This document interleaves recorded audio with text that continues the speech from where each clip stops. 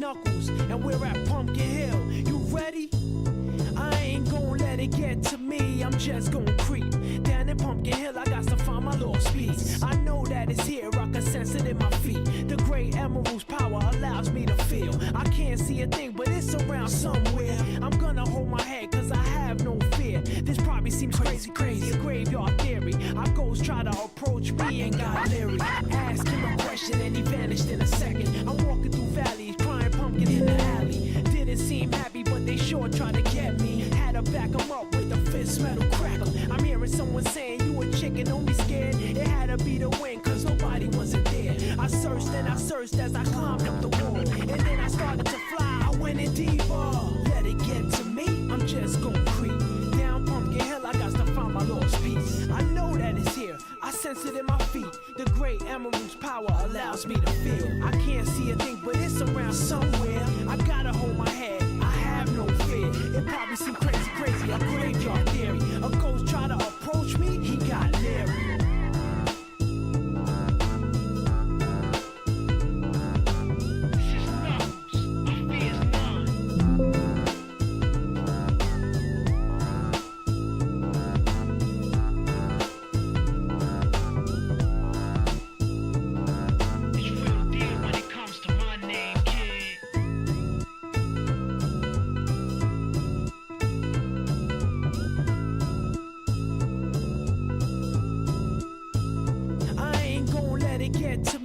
Just gon' creep down in Pumpkin Hill, I got to find my lost piece. I know that it's here, I can sense it in my feet. The great emerald's power allows me to feel. I can't see a thing, but it's around somewhere. I'm gonna hold my head, cause I have no fear. This probably seems crazy, a graveyard theory. Our ghosts try to approach me and got leery. Ask him a question and he vanished in a second. I'm walking through valleys, crying pumpkin in the alley. Didn't seem happy, but they sure tried to get me. Had to back him up with a fist metal crackle. I'm hearing someone saying, you a chicken, don't be scared. It had to be the wind, cause nobody wasn't there. I searched and I searched as I climbed up the wall. And then I started to fly, I went in deeper. Let it get to me, I'm just gon' creep down Pumpkin Hill, I got I sense it in my feet. The great emerald's power allows me to feel. I can't see a thing, but it's around somewhere. I gotta hold my head, I have no fear. It probably seems crazy, a graveyard theory. A ghost try to approach me, he got leery. Spooky up in here. It's crazy in here. We still gon' keep it going, I'm Knuckles. Nobody scares me. Whoever want it, bring it. I don't care, we can do this.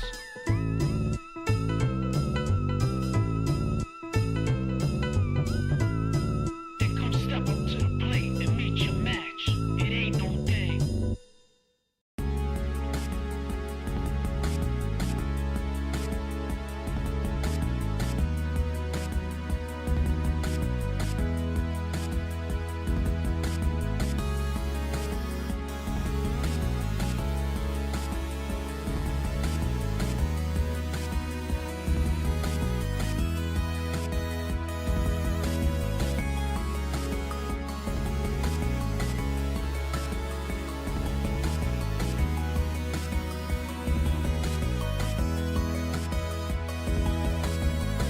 Alec Hunter is here to stay. Alec Hunter knows the way. Alec Hunter, king of crochet. Alec Hunter will make your day. Alec Hunter is here to stay. Alec Hunter knows the way. Alec Hunter, king of crochet. Alec Hunter will make your day.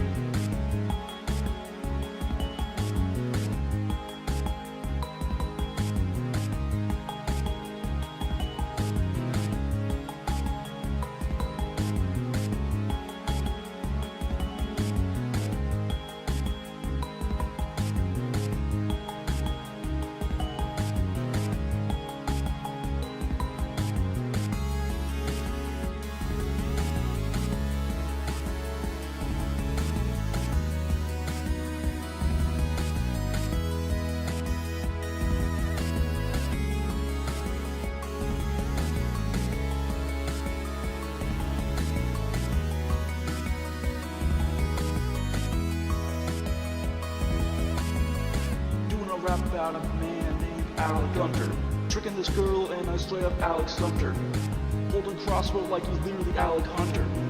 Passing a football called this dude Alec Hunter. When he's doing bad he is trash like Alec Dumpster. Wife is literally cheating so Alec go confront her.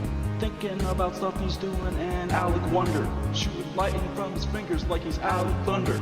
Alec Hunter is here to stay. Alec Hunter knows the way.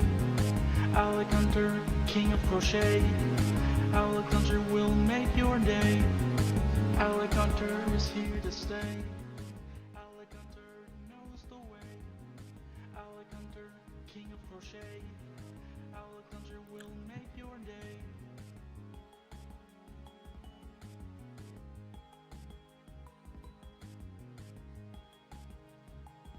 Boys, girls, and MBs of all shapes, sizes, colors, and orientations, welcome to the one and only Alec Gunter stream. My name is Alec Gunter.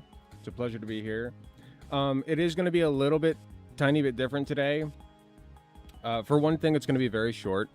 Unfortunately, I don't plan my day well, and so I have to leave in about 2 hours to go to dinner with my lovely wife, and then we're seeing the last Lord of the Rings movie together. We saw the other two respectively on Friday and Saturday night, and we're seeing the last one tonight, and it's going to be a fun time. Also, I reinstalled Windows because I was trying to get League of Legends to work, so I reinstalled Windows, upgraded it to Windows 11, and lo and behold, League of Legends still doesn't fucking work. So I did all that for nothing, and so I had to completely wipe OBS of everything. So all you're not going to see any alerts today. I have not set up alerts yet. So you will have to deal with that. Actually, did I even set up my usual delay? I don't think I did. I think you guys are just watching this raw with no delay. I don't fucking care. I don't care. So I wiped everything. I think that all the necessities are set up though. So it's going to be a bit of a bare bones stream, just from like a, TTS and alerts standpoint. I had to rebuild OBS a few months ago. What a chore. It's fine. You can see I don't have the border that I usually have. I'm gonna play around with that for a minute and just see if I like that better. I think the bare bones is kind of the way to go these days. I think the extra flair and all that, people are kind of over it. We might just like go back to simplicity.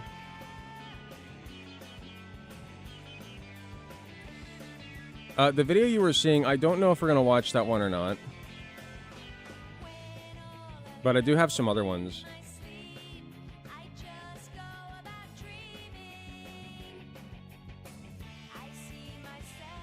Why do people randomly friend me? Whatever.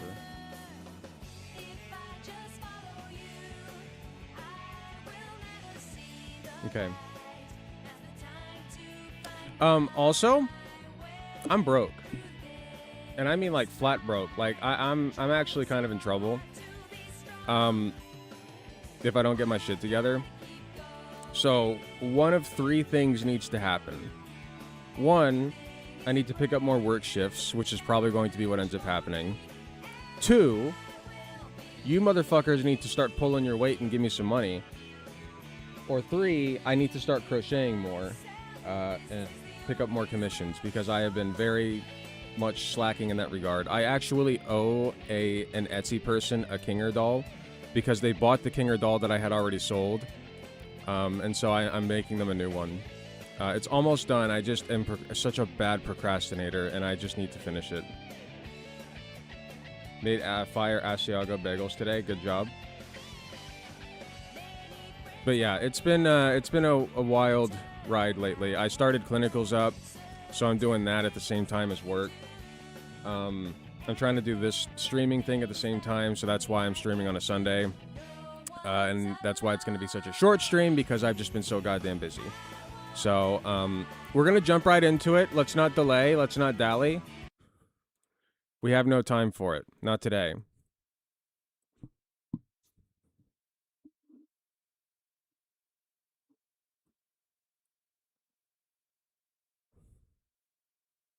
Let's see how my latest video is doing real quick. It's doing pretty good. I'm thinking that if I release videos right before I go live, people will be more inclined to come in, because they'll see it show up on their dashboard, and then like they'll click the live thing. Like they might watch the video, but then they'll click on the live thing just to see what I'm up to. I'm late. That's okay. One good thing that happened though is it fixed OBS, because the multi-chat. So I have multi-stream on, of course, for Twitch and YouTube. And it's supposed to, the plugin is supposed to have something for multi-chat. But it wasn't working since forever for some reason. But now it's working again because I have a fresh install of OBS. So that is the one silver lining here. League of Legends still does not fucking work, but whatever. I guess I'm just done playing League of Legends. That's not even a joke. Like, if their fucking spyware, oh, sorry, what I mean is, anti-cheat software is just gonna keep me from even being able to play the game, then fuck it. Like, there's nothing I can do. I can play it on my laptop, but it's such a stupid workaround. It's so stupid. What I have been playing instead is Megabonk. I have been playing copious amounts of Megabonk. What do we got today? Lots of chuds. We'll see how many we can get through before I have to get off.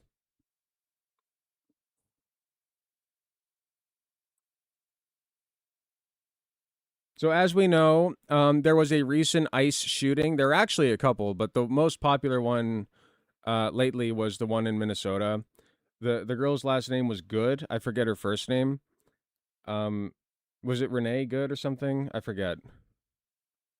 Anyway, I'm sure they'll say so in this video. This is from the Cyberpunk Dingo. It's called "Why Are Young Women Getting Extremely Radicalized?"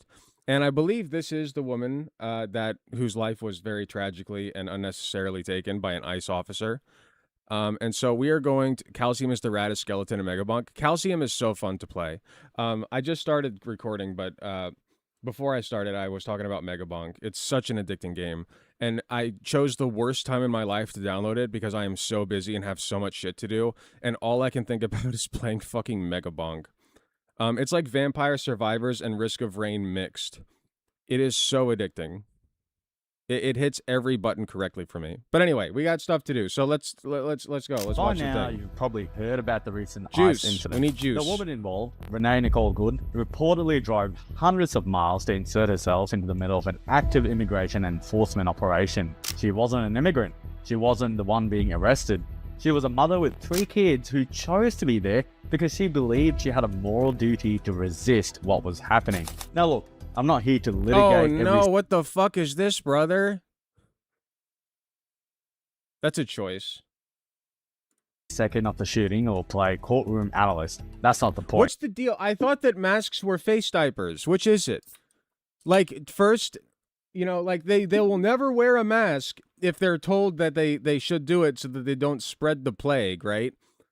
But then when it, like, in any other circumstance, they're all about them. Like, oh God, I love masks. I love masks. Just not as long as I'm like doing a public good. The point is that for her to be there in the first place, It's crazy something work. has gone very wrong. I don't think a grounded person believes they're immune to reality because they're on the right side of history. I don't think a healthy person believes political righteousness Immune to reality because you're on the right side of history. I mean, we should want to be on the right side of history, right? Nobody's like, okay, when you say immune to reality, these people are aware that they're not immune to reality. That's why they're doing the activism that they're doing. Okay? Because they know that it comes for them next. You understand that, right? If they thought they were immune to reality, they would just ignore it. Like a lot of people do. Honestly, like, I am probably not doing enough against what, I mean, I got a lot of personal shit going on, so it's not my responsibility or my job. But if I could, I should be doing more against ICE. There was certainly a time before my clinical started that I could have been doing more, and I just didn't. makes them 'Cause I'm physically invulnerable. And I don't think a stable culture produces large numbers of people who feel compelled to throw themselves into armed situations for causes that have mostly absorbed online. To me, that's not courage. It's I radical. think I need to turn up my... I've been having a hard time since I reinstalled Windows with... Voice meter banana is usually really good, but for some reason when I turn on... Like, when I turn on the noise gate, like, at all, it starts to fuck with my audio, it seems. Can you guys tell? Like, even just like the tiniest little sliver of noise gate on voice meter banana. Unless it sounds fine. If it sounds fine, I'll keep it. But I feel like it's cutting me off a little bit. I'm gonna turn it back off. We'll just see how it goes. The kind that detaches you from reality, replaces risk with moral fantasy, and turns politics into an identity, then turns that identity into a substitute for meaning. And over the last decade or so, we've watched a pretty Okay. A lot of people turn politics into their identity because it's unavoidable. Okay? Like, if your mother was taken by ICE and deported, and then your entire identity is about how much you hate ICE, I can't fault you for that. That's a pretty significant thing to happen in your life. Or, you know, if your mom is killed by ICE, you know, like, that's a possibility that's out there. extreme ideological shift happen, especially among young women in the West. Yeah, I don't know Not why simply Banana's more doing that. progressive, but a genuine keep the jump voice- in the- worldview. And I think that shift has the pushed a filter lot of off. people into a moral fantasy that feels meaningful, but isn't grounded in the real world. And the consequences of that are now becoming dangerous. For a long time, the cultural panic has been focused almost entirely The reality is that an ICE officer shot a woman in the face unnecessarily. Completely unnecessary. That's the reality of the situation. So you're the one not living in reality, my friend. on young men. You know, Andrew Tate, the manosphere, incels, and so on. That story has been told and retold so many times that it's become the default explanation for political instability. But while everyone was watching that, something just as large, and in many ways more consequential, was happening in the opposite direction. In the United States, Gallup data shows that around 40% of women aged 18 to 29 now identify liberal, compared to about 25% of men the same age. That 15-point gap is the widest They'll on never record. ask me if I'm a What leftist. makes it more Only a striking liberal. is that in the 2000s, the gap was only around The two genders, conservative and liberal. 3 to 5 points. For decades, young men and women tracked fairly closely. Then about 2015, young women surged left while young men stayed roughly where they were. Pew shows the same pattern in partisan terms. By 2017, about New reports have come out that she wasn't even shot in the face. It was to the arm and chest. Oh, that's better then. 70% of Got it. millennial women lean Democrat compared to about 49% of millennial men. Just 3 years earlier, long as it was just in that the gap arm. was only around 6 points. In other words, this was not a slow generational drift. It was a rapid divergence that opened in the space of a single political cycle. This was not a Hold on, let slow me see that again. generational. About 49 In recent years, sharp shift in leaned partisanship among millennial women. Let's see. Millennial men, millennial women. So this is between... I mean, it's just about when Trump got elected, right? Like when Trump entered the running. What a surprise. Trump enters the running and there's this huge... there's this sudden growth in women who identify as liberal and the sudden decrease in women who identify as conservative. Almost like Donald Trump must be some kind of woman repellent. Who's to say? 1% Even of Gen X wasn't immune here. That surprises me. millennial men. Just 3 years earlier, that gap was only around 6 points. In other Even the words, boomer this woman. was not a slow generational drift. It was a rapid divergence that opened in the space of a single political cycle. The same direction appears elsewhere. In Britain, polling shows that young women are now significantly Sorry, I know I keep fucking with it. I think the filter on OBS was working a little better. I'm gonna try turning that up a sliver. We'll see if this works. more likely than young men 'Cause I can see, like, every to little place bump is themselves on the getting left picked up. and to hold strongly progressive views. A recent youth poll found that Okay. about 20% of young women identify as left-wing compared to 13% of young men, while young men are almost twice as likely as women to identify as right-wing. God, the centrists. Look at how many people are the most likely to identify as centrists. It's so... Goddamn. This is a complete reversal of the historical pattern where women tended to be more conservative. In Australia, both young men and women lean left compared to older voters, but women are moving faster. In a 2023 poll, about 30 I was right. Arguably, it puts into context the lack of aid they allowed to be rendered to Renee Good, which indicates that if they had allowed aid to be rendered sooner, there's a chance she could have been saved. Oh, I see what you're saying. I thought you were like, oh, no, don't worry. She wasn't shot in the face. It was just the arm and chest. They denied aid to her? Like, they shoot her, and then they're like, what? How did they deny aid? I didn't know about this part. ICE denies aid to Renee Good. Minnesota officials say they can't access evidence after fatal ICE shooting, and FBI won't work jointly on an investigation. That's pretty cool. Can you go away?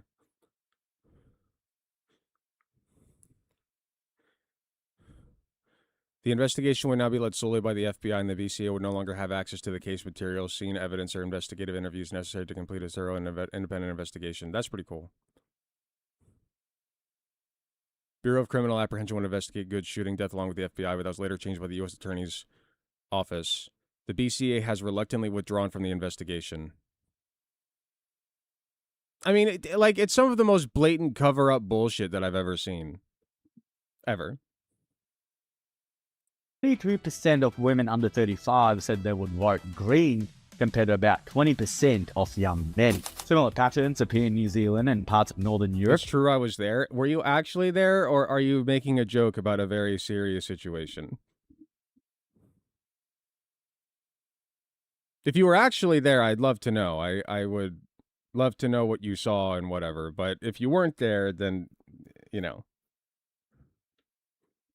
it's kind of a cold joke to make. Especially in countries with high gender equality, where young women are trending left, while young men There was a doc on scene they shoved back, then they gave the ambulance trouble. That's crazy work. Whatever in creation exists without my knowledge exists without my consent. What the fuck are you talking about? Also, you've been banned in critical race theory. stagnate or tilt slightly right. Side note, if you enjoyed this video and you want to support the work and the mission behind it, consider helping me take this full time by joining Patreon. It keeps the channel. Join my Patreon instead. I really need the money. I am not managing my finances that well. It's something that I plan to work on, but I could really use your money. Please give it to me in whatever form you can. You get access to early videos and uncensored videos if you hate, like, you know, when Dubsy bleeps when I say fuck or pussy or other such words. Live, it lets me do more. But yeah, give me money. More for this is the point. And it comes with a bunch of extras for supporters. To be fair, you don't even need the data to feel that something has shifted. You can see it everywhere. You've probably seen the videos of young... We're actually doing pretty good on viewers. I didn't know if I would get a whole lot of viewers, but we've been doing better. It used to like be in the teens, but we got 26 watching on YouTube right now. It just ticked up to 26, which is great. Tell your friends. Pull them in. This is my main bread and butter. This is what I love doing. This part of the job is my favorite. Okay, the YouTube part just carries like the project, but this is where I vibe. Been laughing and joking. Come join the live after stream. Charlie Kirk's assassination, laughing about the attempted assassination of Trump. You saw it after George Floyd, when parts of the left slid effortlessly from sympathy into outright justification of riots and social breakdown, and a huge number of young women. I mean, she is kind of bad with the liberalism, you know what I mean? She's kind of bad with it. Justification of riots and social breakdown. She's got the cross earrings, you know? So, like, you know that she's still a Christian. And a huge number of young women became the loudest moral enforcers of that narrative. And now you're seeing it with Palestine, where young women who call themselves progressive are now suddenly bending over backwards to excuse or whitewash religious extremism and political terrorism, pretending that groups built on violence and repression are somehow noble simply because they fit into the right moral storyline. This isn't normal, and it certainly isn't just being passionate about politics. This is what radical... What's Mass Effect 3 about? Is it a leftist game? I'm just curious, because he seems to like Mass Effect 3. It'd be very funny if it had like some kind of progressive messaging in it. I don't know anything about it. It's just really funny. Like, anytime a conservative really likes some piece of media, there's always some kind of progressive messaging in it that completely goes over their head. And the real question then becomes, why did this happen? Right around the same time this ideological shift begins, you see something else start to collapse. Psychological well-being of adults and girls. The CDC tracks this closely. In 2011, 36... Unlike in the 1950s, when the psychological well-being of women and girls was very famously good. % of teenage girls reported feeling persistently sad or hopeless. By 2021, that number surged to 57%. Yes, because in 2011, we had Barack Obama, who was a liberal, who at the very least held up the veneer of caring about women and their plight. And then we skip forward to 2016, where we now live in a Trump world. And in 2021, we're just barely past Trump and in COVID. And so Biden is not doing that much to pick up after Trump, and so they feel very hopeless. 7%, an increase of nearly 60% in a single decade, while rates for boys rose... My thing is, like, do you think that's their fault? Like, is it their fault? Like, these trends exist for a reason, you know? It's not like there was just like this sudden mass psychosis of women thinking that like bad things are happening to them all of a sudden when there actually is no bad things happening to them. That's insane to think. That's conspiratorial thinking. The more likely, like, Occam's razor explanation here is that something happened that lowered the happiness overall of women, actually lowered it. You know, and I think that Trump might have had something to do with that. Only modestly, girls fared significantly worse across nearly every measure, including eating disorders, anxiety, self-harm, and ideation. This decline is not subtle. A generation of young women became dramatically more distressed in a very short... How much of this is AI? Is this AI, or is this just stock footage?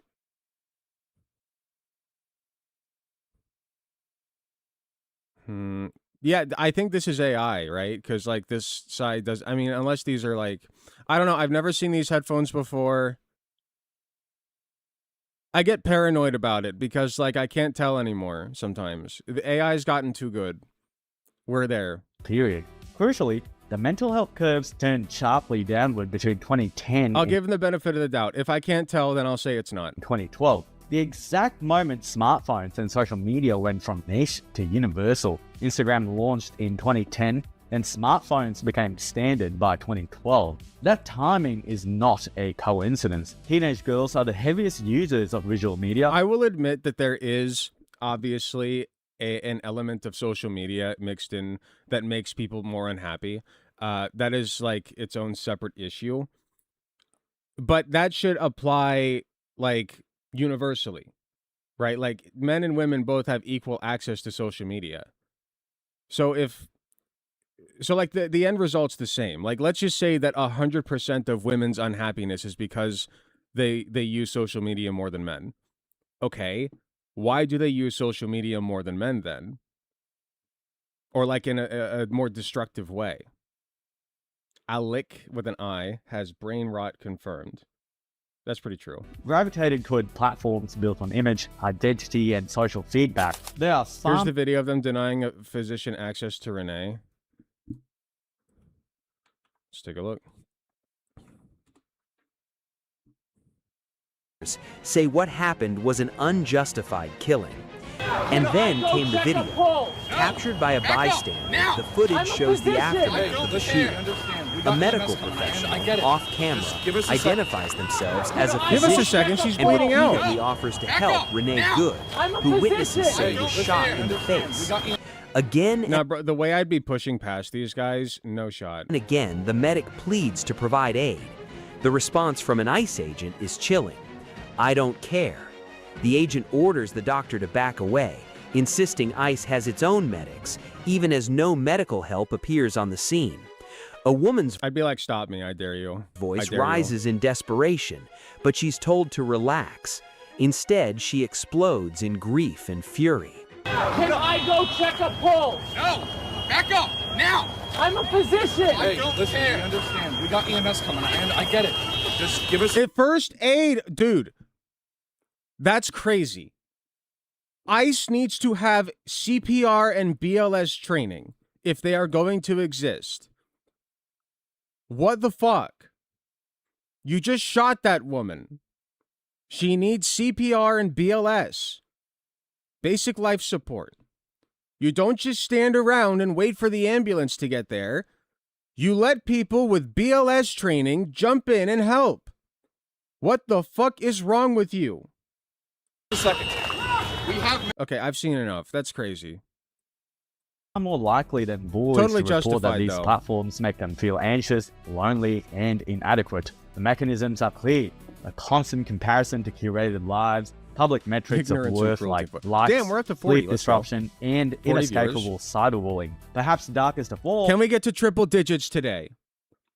Go tell your friends to log into the Alec Gunter stream. He's doing epic things. are the algorithmic rabbit holes For the where next hour and a half vulnerability only. distress stop being things merely experienced and start being things performed. And today, social media... Why shoot first, ask questions last? Because that's what they're trained to do. Police officers and ICE, especially ICE, if you thought the police force was bad, ICE is like that but on steroids, okay? ICE is trained, first of all, the people who join ICE already want to kill people. And if they don't want to kill people, right? And when I say they want to kill people, I don't mean in their heart of hearts that they're looking for people to kill. You know what I mean? Like, they think that they want to be the hero, right? And what better way to be a hero than to slay the beast? You slay the beast. That's what they want. They want to be the guy, the hero of the story. It's gross. It's disgusting. It's a perversion of like what it means to uphold the peace and be a man of the people. corporations and governments all over the world are moving to police your speech and behavior on these Politics is the gum at the bottom of a shoe. It's worthless nothingness with no purpose or meaning. Rich people with a can on their head wide open. Politics is a philosophy. Politics is worthless. Is politics a philosophy or is it worthless? Because I find philosophy quite important, actually. How long is ICE training? Probably a week. platforms. That's exactly why I use Few hours. Proton VPN and why I think you should too. They're based in Isn't this the Switzerland. second? In law, privacy, and support this channel. Hit the link below to get Yeah, he shielded his Patreon and now he's doing an ad read. up Cool. to 60% off Proton Doesn't VPN. he have few? Okay, wait. I thought for some reason I read 12.8k subscribers. He's got like 4 times my subscribers. Never mind. And then there's another layer to this that matters, which is how ideas and behaviors spread among girls. I really need sponsors. Psychologists That's what I have need. long recognized that girls ExpressVPN. I use you. I use ExpressVPN.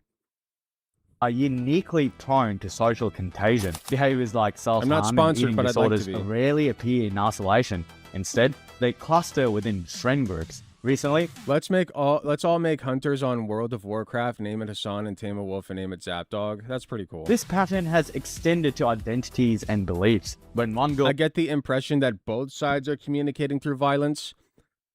The left is like in as far as the left is doing violence is all reactionary. Like they're reacting to the violence inflicted upon them by the right. Okay, I just don't buy this narrative that the left is doing as much violence as the right. The right is in control right now. They have all the levers of power, all of them. If Trump wanted to stop ICE, he could stop it tomorrow. He could break it up tomorrow. Let ICE do their job. You're a fun one. adopts a new worldview, her circle Yeah, often let ICE do their follows job a and shoot result people of in the social face. transmission rather Good than idea. inauthenticity. This susceptibility stems from high levels of empathy and emotional contagion. Girls are more likely to absorb and amplify the emotions Wait, high levels of others. empathy? And because social That's not a bad exclusion is thing. psychologically costly, conformity becomes a survival strategy.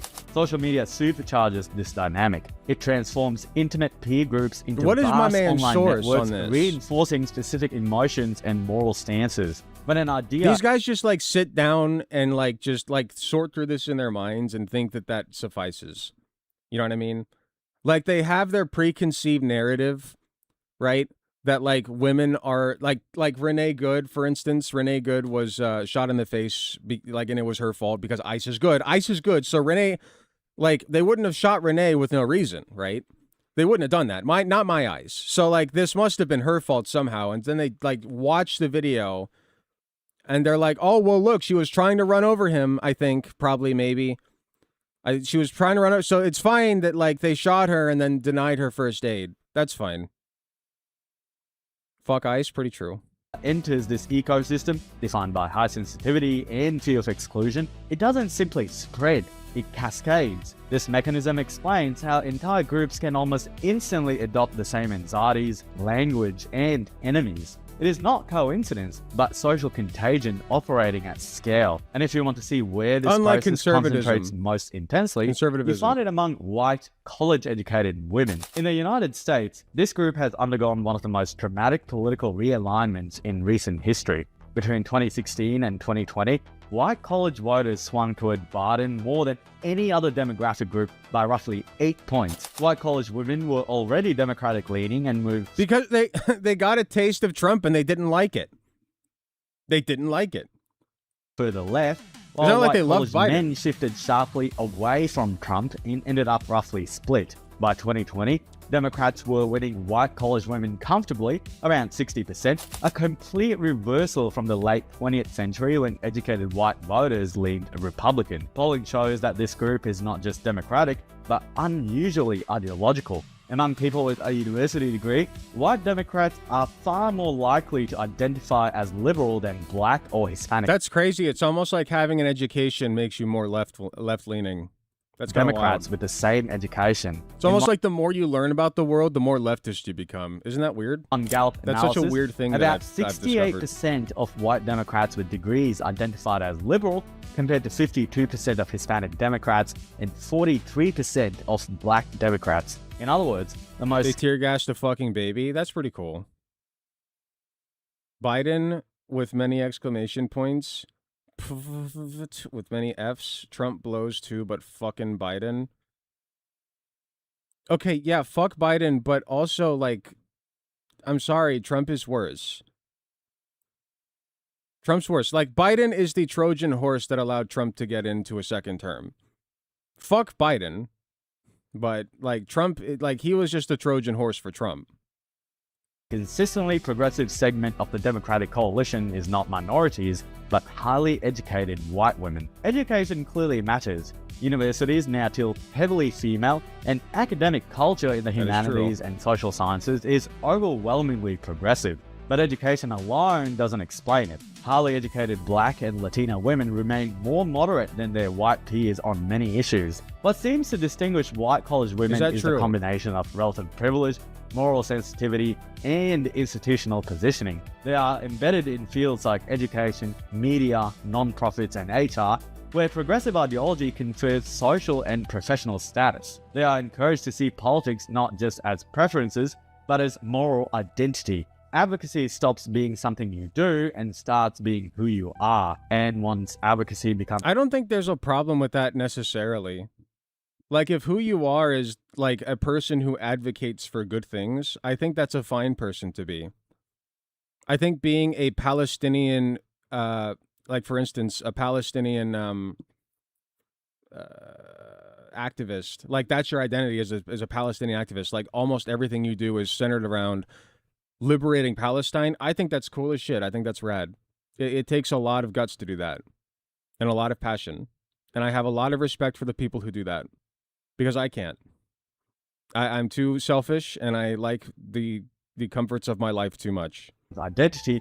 So I sit in my little chair and talk about it from don't here. Just reflect that shift. They lock it in and amplify it. Universities are the first stage. Women now make up around 60% of students, and an even larger share in the humanities and social sciences, the very disciplines most saturated with critical race, gender, and post-colonial theory. Faculty in those fields skew overwhelmingly left. In many departments, there is no real ideological diversity at all. That means young women aren't simply... Okay, then go there and argue with them then. Like, show them the light, brother.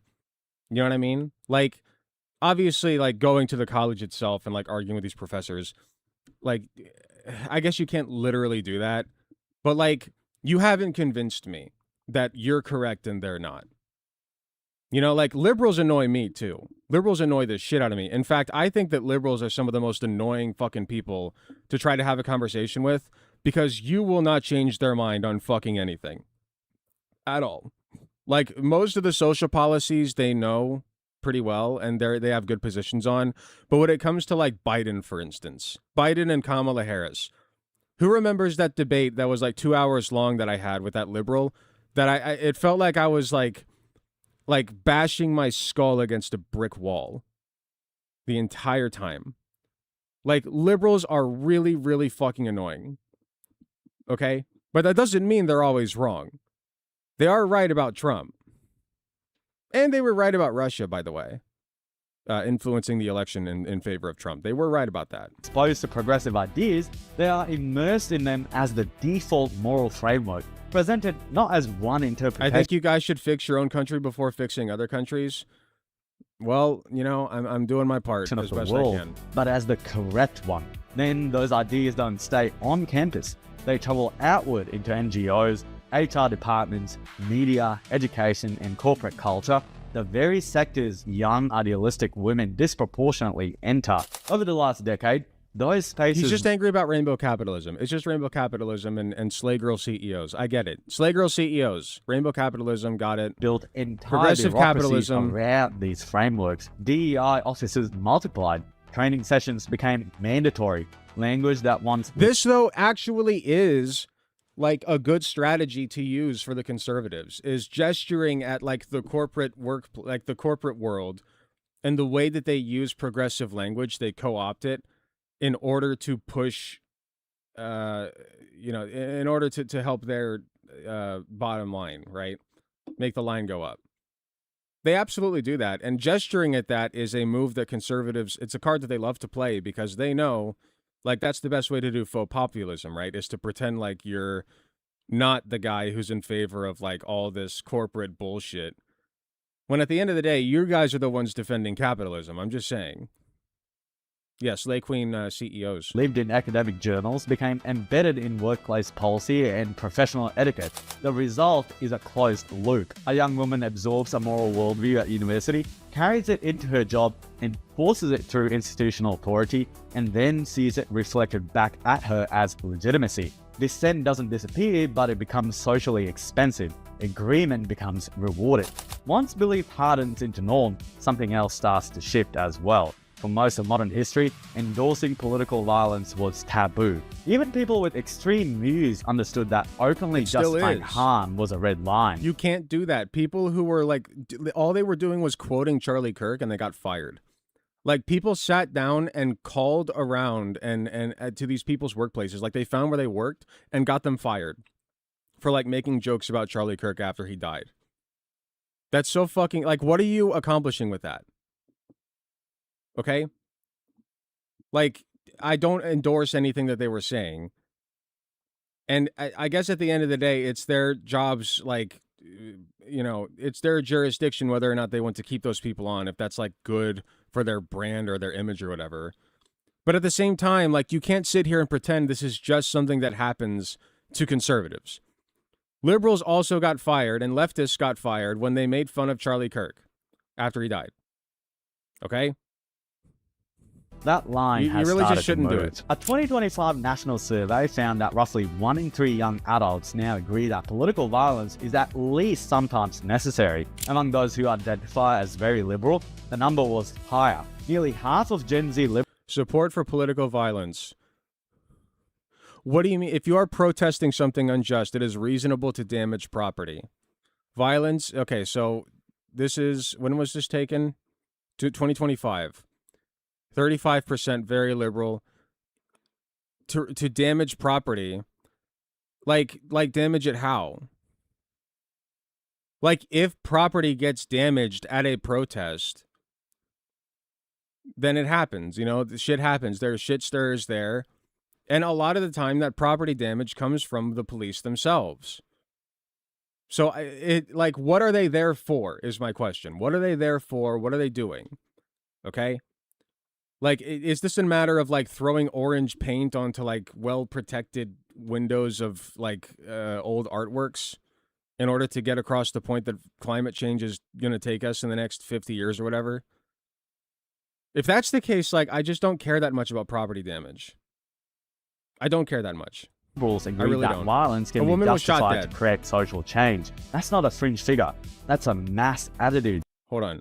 Violence is often necessary to create social change. Well, I mean, a lot of social change has happened as a result of violence. Remember, mind you, that the Civil Rights Act was not passed until after riots when Martin Luther King Jr. was assassinated. Riots took place, and then the Civil Rights Act was passed. Okay?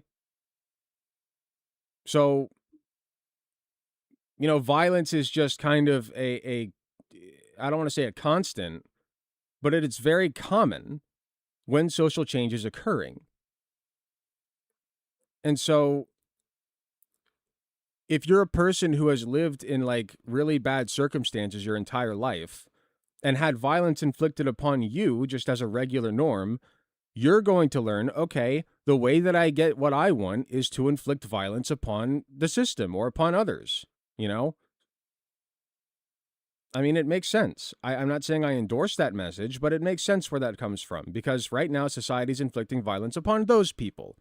But you don't consider that violence because it's all within the realm of the law, right? Of law and order. Okay, it wasn't violence when that ICE guy shot that woman. That's not violence. That's just, you know, law and order being enforced. That wasn't violence by the state or anything, mind you. They just killed a girl because she was being mean, I guess.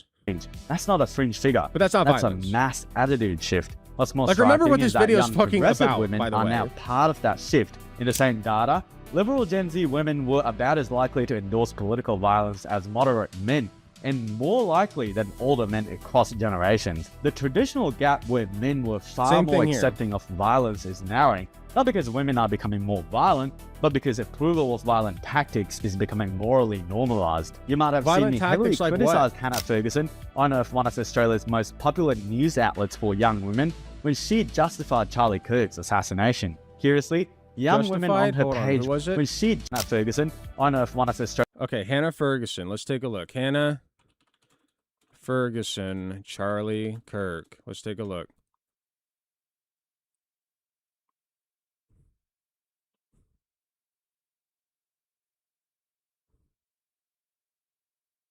this it? What's her name? Hannah Ferguson. Hannah.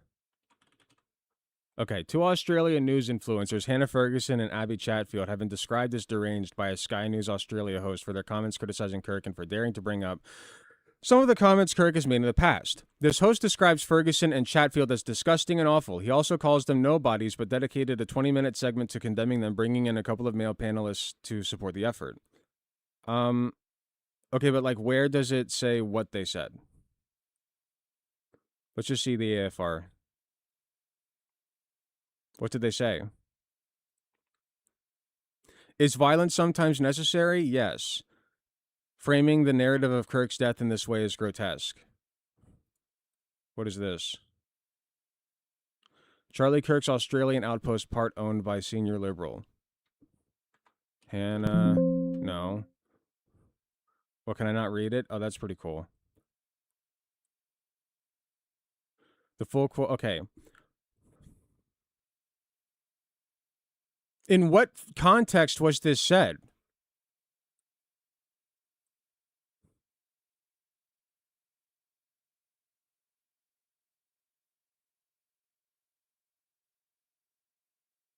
What did she say? After the last few weeks, Hannah Ferguson is not okay. On a Thursday morning in Australia, news breaks that far-right U.S. activist Charlie Kirk has been shot while speaking at Utah Valley University. Hours later, Hannah Ferguson, CEO of Cheek Media, a proudly feminist and unapologetically progressive platform, publishes her response. The headline reads, "The shooting of Charlie Kirk is not a choice between celebration and condemnation." Within hours, her words ignited a firestorm, sending her name into headlines across mainstream media. I mean, that's true. It's not a choice between celebration and condemnation. That's true. I don't celebrate the death of Charlie Kirk, and I don't I do condemn it. I condemn the shooting itself. Okay? But at the same time, it's not enough to just condemn it. You have to look at, when I say I condemn the shooting of Charlie Kirk, that's oversimplifying it. You have to look at the structures that led to his death. Structures that he himself was part of building. That's the point. Okay? I don't want Charlie Kirk to have died. Okay? I don't think that the guy who did it was a good guy. But I do recognize the structures that were in place, Charlie Kirk himself helped build. Okay? And now seeing how conservatives are reacting to this completely innocent mother of three being shot in the fucking face by an ICE official because she was mean to him. And he thought that she was going to run him over, I guess. Even though he was already shooting her by the time, he was shooting her by the time she had already passed him. She was just trying to drive away. And I think that okay, I would have more lenience if that had just been some guy. Right? If some guy had been in a confrontation with this woman and he pulled out his legally carried firearm and started shooting her, I still would think it's wrong. I still would think he should have known better. But I would have more lenience because he's not employed by the government to protect me. A government employee with a gun should have more training and better awareness. At best, this is shitty training. At best. Australia's most popular news outlets for young women when she justified Charlie Kirk's assassination. Curiously, young women on her page were rather supportive. Okay, I think I've seen enough of this. I got it. I guess, I don't know what else to add. I mean, it's just kind of crazy how the hogs are just treating this like it's fine. But, remember Charlie Kirk and all that. Because, that's the real tragedy.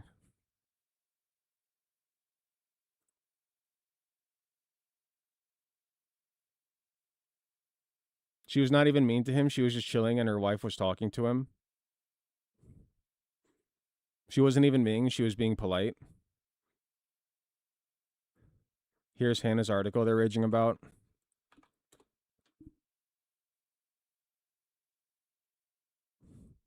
This morning, I woke to 14 separate text messages informing me that Charlie Kirk had been shot. Blah, blah, blah, blah.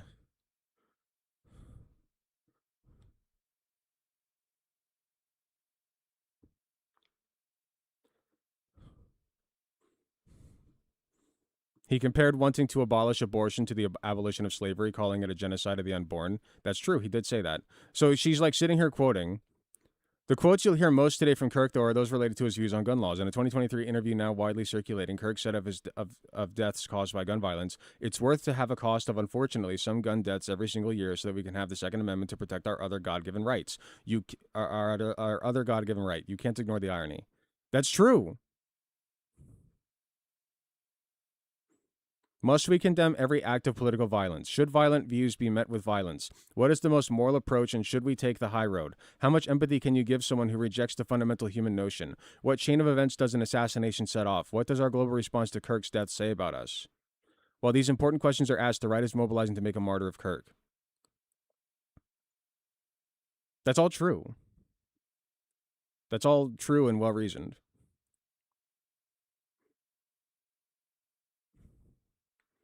Okay, well, it's already 2:45. No time to dally. Let's move right along.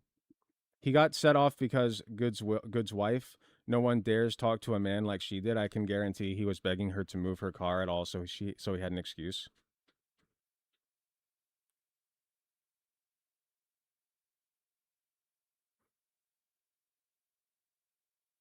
That a HyperX Cloud headset were twins. Well, I think it's a popular one. Most people have the wireless one. I sprung for the wired one.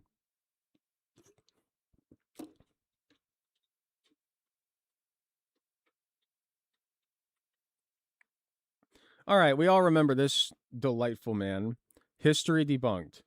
I'm sorry, like probably the ugliest man on earth. And I don't say that lightly. Because I really I don't try to make a habit of making fun of people's appearances, but this guy is like straight up a white supremacist. So it's just funny that like this is who they're sending. You know what I mean? He has 257,000 subscribers. He's not a small channel by any account. 46K views on this video. It's called The Unfortunate End of Renee Nicole Good, a Professional Troublemaker. Well, at least he calls it unfortunate. That's so good of him to do. All right, let's see what he's got to say. Hello again. By the way, calling her a troublemaker is, great start. When a woman was shot dead in the United States by a federal immigration officer, just a mile from where George Floyd died 5.5 years ago, it was obvious that the incident would be blown up out of all proportion. There are, of course, similarities to the two cases, and in the views take off at least 9 to 10 points. I just like I can't listen. I don't make a habit of making fun of people's appearances, but look at the guy. Like, he's a white supremacist. How do you look like this as a white guy and think that your race is superior? each of those incidents, responsibility for the deaths. He looks like a white supremacist? No, I said he is a white supremacist. He is one. He is. I've covered him before. Lie firmly with those who died. Let me explain. When a law enforcement agent with a gun tells you to do something, whether it is turning off your car's engine and getting out of the vehicle, or perhaps sitting quietly in the back of a police car, the only sensible action is to comply immediately with the instructions. It was justified. Police can tell you to do whatever they want. They can tell you to pull down your pants and turn around so that they can have a nice look at your ass, maybe give it a slap or two. If you don't comply and they shoot you, well, then that's your fault, dumbass. If instead it's a trained officer with a gun. Put your foot on the accelerator. Well, trained in big air quotes. Drive straight at another armed officer, or rather than sit in the back of the police car. She didn't drive straight at him. Then events are likely to spiral out of control. Okay, I'm going crazy here. Look. Okay, hold on. Where's the fucking video?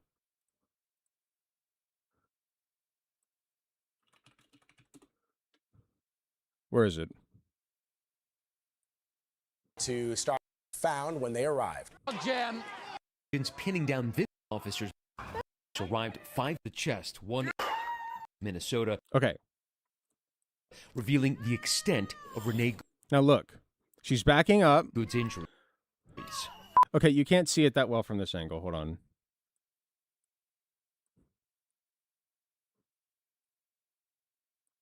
I need a good angle. Here Well, we go. clashes are in crackdown by an ICE agent fatally Here, look. shooting Renee Good. Look. She government turns Now saying all the way to the right. She's already turning right here. Okay? If she were actually intending to run down that police officer, she would not have been turning right. The police officer in behind, you can see right there, is already out of the way of her path. He's already out of the way. the agent Like, he pulled out that gun faster. Like, fatally look. shooting Renee Good. The government now saying Look. He pulled out the gun before she even started driving in his direction. The agent suffered That's crazy. internal bleeding in the incident, but not providing any Like, details she was clearly on fleeing the the severity of scene. his injury. Okay? Say what you want about it. You can say that she was guilty. Oh, if there was a like let's say that like she robbed a bank and was fleeing the scene. I still don't think shooting her like this was a good idea. She's trying to get away. Wait for her to stop and arrest her later. She's not a danger to the public. That's insane to say that she was driving straight at him. Unpleasant and possibly lethal consequences. So it proved in the case of George Floyd, and so too with Rennie Nicole Good. I might mention that I have had brushes in the past with various police forces, including the Turkish Gendarme, the RUC, and the Syrian Security Police. In each case, when it was clear that these men were irritated with me, I immediately complied with every instruction and raised my hands like this to show that I was unarmed and not trying to stop. Why do you want to live in that kind of society, though? If you're not doing anything wrong and you're not being suspected of anything, like this woman wasn't, okay, and even if, like, okay, the penalty for not complying should not be death. It should not be death. We should not fear that our officers who are tasked with protecting us might just kill us, right? I just don't like that world. Not a row with them. All three of these forces had in the 1970s unenviable reputations for shooting people out of hand. So it is that when I watched that video of the shooting of the woman in Minneapolis, I could see the problem at once, and it didn't lie with the federal officers. Of course not. Renee Nicole Good was maneuvering her car around, as she had been for much of the day, to try and block the vehicles of those federal officers and obstruct their work. One of them approached her. What work was that? What were they doing? What were they doing? So far, all I've seen ICE do is harass and pick up brown people off the streets to cart them out to who knows where. And told her to get out of the car. At the same time, another officer was in front of her car. Instead of getting out of the vehicle as she was asked to do, she hit the accelerator and drove straight toward another armed officer. What was that face? Hold up. The accelerator and drove straight toward Oh, goodness. What happened? He had a mini reboot there. another armed officer, who, seeing the car heading straight at him, fired through the windscreen. Seriously. She did not go straight toward him. If you think that she went straight toward him, I don't know what to tell you. You don't, like, I guess don't believe your lying eyes, I guess. Did people think was likely to happen? No circumstances. This is exactly the same kind of thing which has led to a Insane number to of say. deaths in the past, particularly in the United States. So perhaps I could offer some advice to people who are approached by armed law enforcement officers anywhere in the world. If an officer says, "Get out of your car," do so at once while keeping both your hands. Or else they might just kill you, I guess. And we should all just be fine with that, right? If an officer says to get out of the car and you don't, death penalty. Visible. If you Death are penalty. on foot and an officer says stop, then stop. If an officer And if you don't, says death penalty. They can shoot you. under arrest and tries to put you in the back. Not only can they shoot you, they can shoot you and then deny you aid. They shot her, and then people were trying to like get to her to help. And ICE was like, no, you don't get to help her. She gets to bleed out. She just gets to die. They were judge, jury, and most importantly, executioner. A police car, Do not then try and wriggle insane. out or escape through the other door. Be polite at all times. Show your hands like this. By the way, I'm not even saying that this part is necessarily wrong. I don't want you guys getting shot by officers, okay, if you can help it, which, you know, I guess sometimes you just can't. But if you can help it, yeah, you should just comply and, you know, like, do what they tell you to do, or else they will kill you. Okay? They'll kill you and they'll get away with it. And I'm not saying that I like that, and I'm not saying that that's a, you know, like, something that, like, I severely dislike that, in fact. I think that's a bad thing, that we live in such times. She was being polite and showing both hands. It just doesn't matter. It doesn't matter. If you don't suck their buttholes upon command, they'll shoot you. Did he even see the video? It does, like, again, you can show him the video all day long. He's already made up his mind. As soon as this happened, without any evidence whatsoever, people who are pro-ICE already made up their fucking minds. They already made up their minds that this was a justifiable thing. So there are no possible grounds for misunderstanding. Do not shout, swear, run, or spit at anybody. Follow these simple rules, and you should survive an encounter with even the most brutal and trigger-happy police or paramilitary forces. As I say, those guidelines have stood me in good stead since 1972, and I have so far survived. I can't imagine why this guy, you know, hasn't been shot by police yet. It's kind of wild. It's like, well, I haven't been shot by the police yet. You've probably seen. I haven't been shot yet. So obviously it's your fault.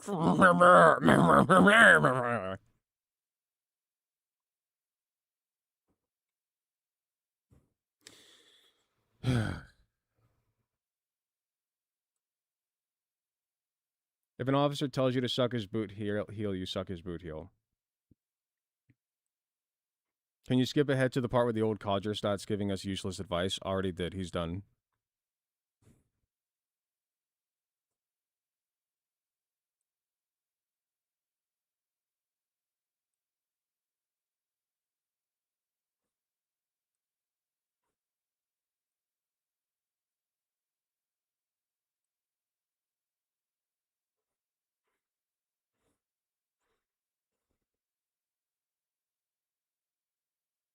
Okay, let's see.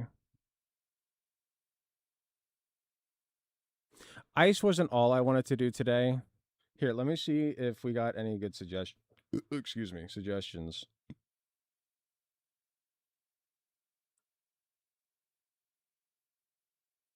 From the juice box.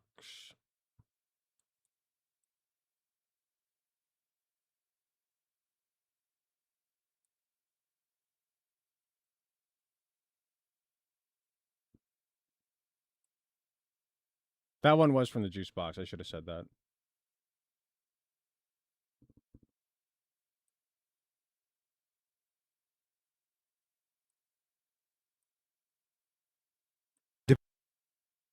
Yeah, it's a bit long. Andrew Wilson still in modern day debate. I mean, of course he is.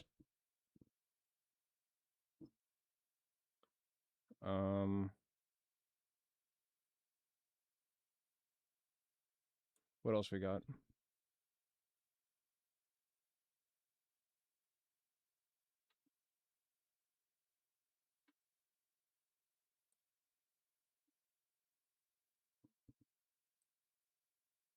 JD Really Delay.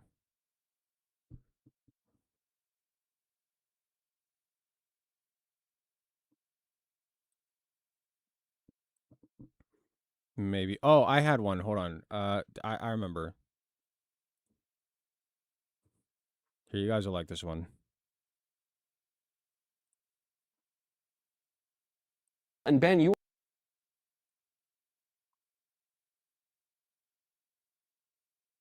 The dopest of shirts. Thank you. I know. When I heard about Trump's peace board last night, I thought to myself, how long until he nails someone to it? That's kind of funny. You came up with that one in the shower.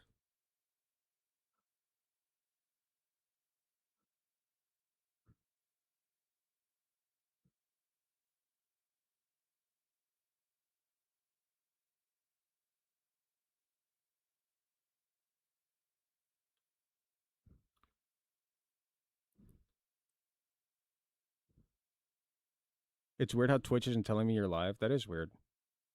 Really? Hold on.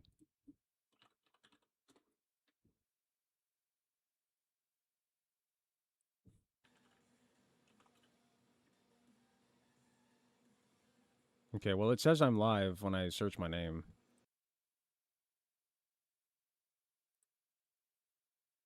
Denim looks good on you. Thank you. I love this jacket. I got it from the thrift store for like 25 bucks, and it's my favorite jacket. In my subscribed channels list, you're not anywhere? Well, that's wild. I don't know.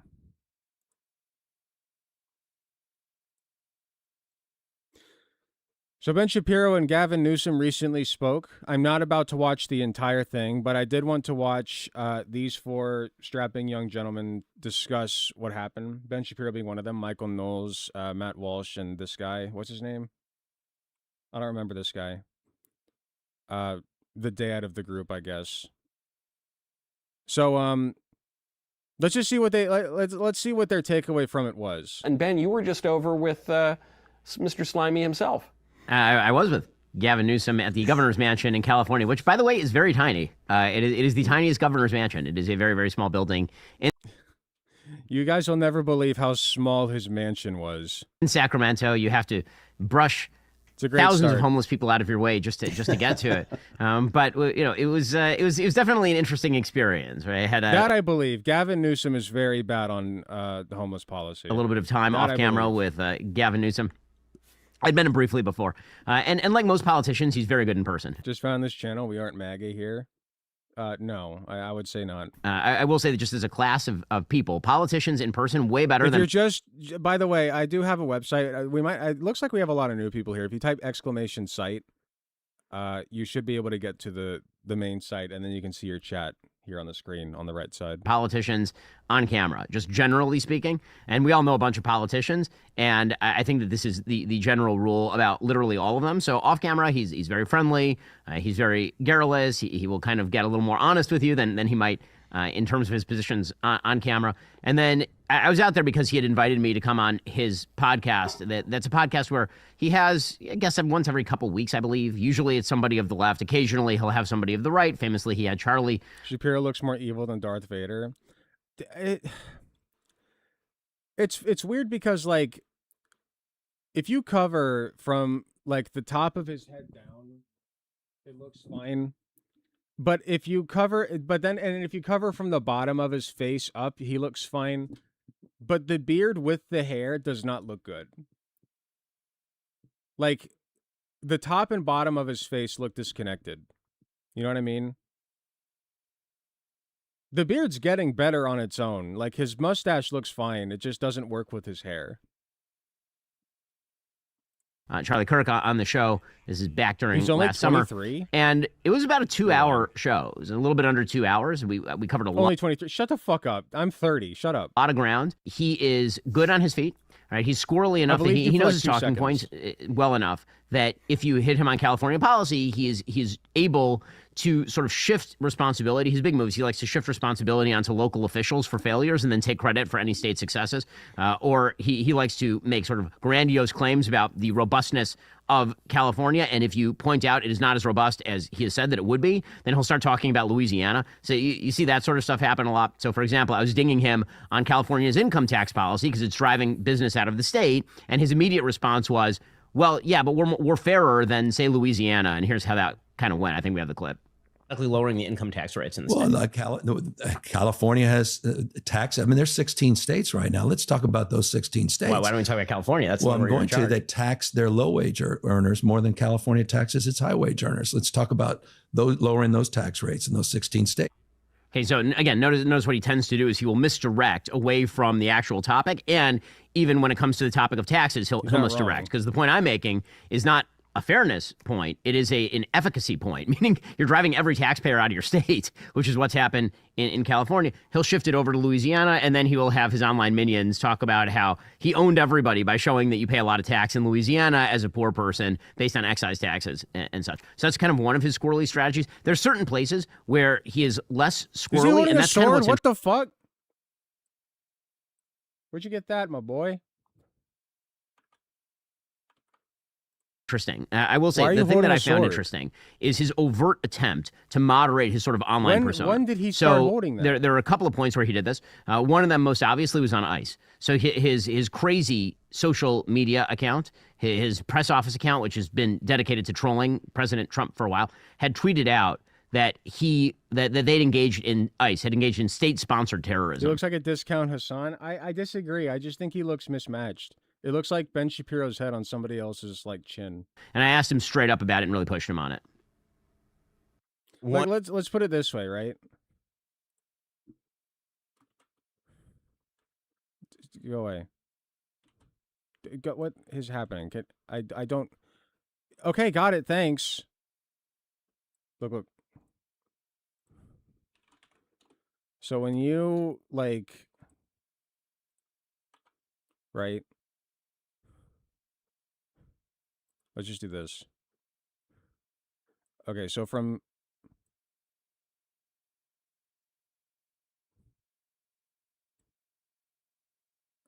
okay.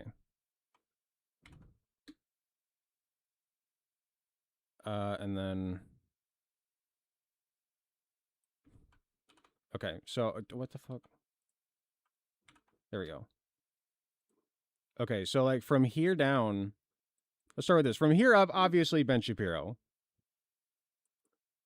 From here down, it's anyone's guess.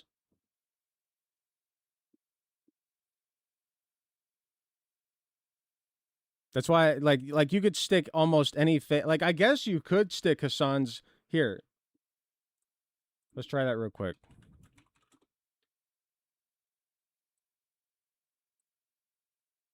I need one where Hassan is kind of looking dead on. Will this work? Yeah, it's a little too fish-eyed. Here, let's try this one. Ah, too big. Okay, hold up.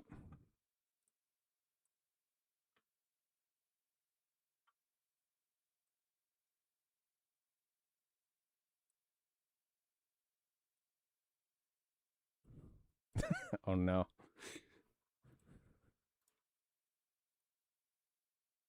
Yeah, let's turn it a little bit.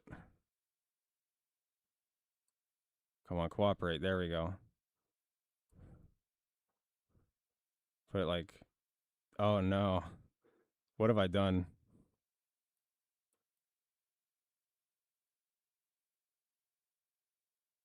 We'll go like right here. Hold on, a little bigger, and then we'll go right. How can I make it fit? It can't fit. This is what happens when you try to. I'm not gonna say that.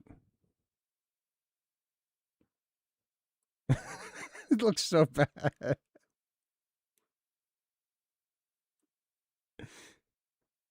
Here, that's fine. Here, remove the background on this. Ah, I forgot. The fucking ad block keeps it from removing the background. Whatever.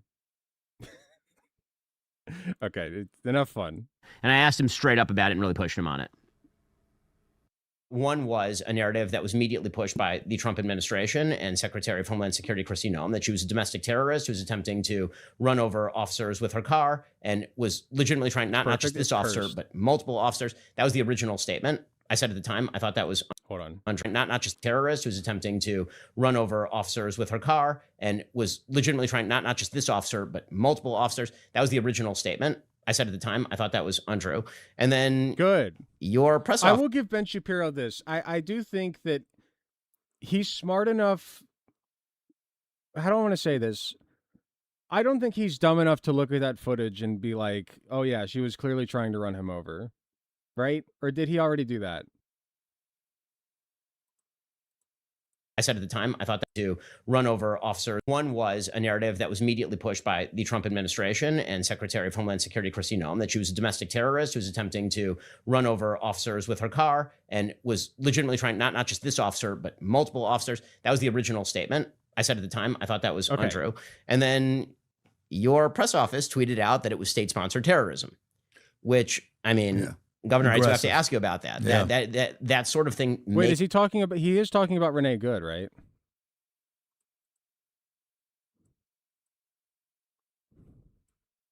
Sorry. Officer, but multiple officers. That was it was state-sponsored terrorism. I'll just watch. Which, I mean, Governor, I do have to ask you about that. Yeah. That sort of thing makes our politics worse. Yeah. I mean, it does. Yeah. I mean, our ICE officers obviously are not terrorists. Yeah. A tragic situation is not state-sponsored terrorism. Yeah, I think that's fair. Okay, so again, you can see him trying to like take his own press office and just chuck it under the bus. He's doing a couple Okay, so wait, he was trying to say, so Gavin Newsom was trying to say, I'm sorry, I need to watch this whole thing again. And I asked him straight up about it and really pushed him on it. One was a narrative that was immediately pushed by the Trump administration and Secretary of Homeland Security Kristi Noem that she was a domestic terrorist who was attempting to run over officers with her car and was legitimately trying, not just this. Kristi Noem was a domestic terrorist attempting to run over officers with her car? Oh, I thought, sorry, we were just talking about Renee Good, so I thought like he was on the Renee Good thing. This is a completely different situation. My brain went way somewhere else. Officer, but multiple officers. That was the original statement. I said at the time, I thought that was untrue. Well, what's this about Kristi Noem trying to run over officers?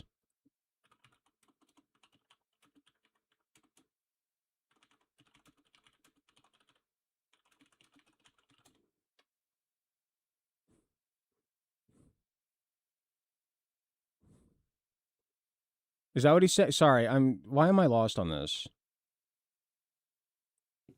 Your press office tweeted out that it was state-sponsored terrorism, which, I mean, Governor, I do have to ask you about that. That sort of thing makes our politics worse. Did you see that fresh and fit dude throwing up a salute? No, Lincoln. Yeah. I mean, it does. Yeah. I mean, our ICE officers obviously are not terrorists. Yeah. A tragic situation is not state-sponsored terrorism. Yeah, I think that's fair. Okay, so again, you can see him trying to like take his own press office. Okay, so what I get from that is that he is trying, this is about Renee Good, and he's trying to say that like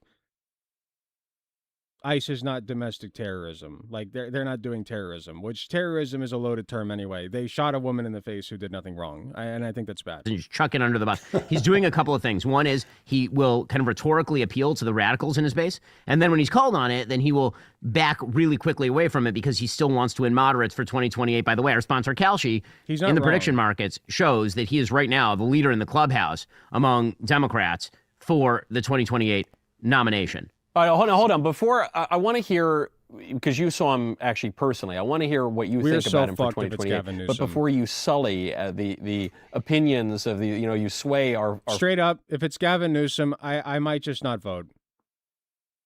I might just not vote. I'm going to say fuck it at that point. I'm done. Fellow DW guys here. Do you think, Drew and Matt, do you think that Newsom's the guy for 28? No, I think he's the... Because what comes after Gavin Newsom?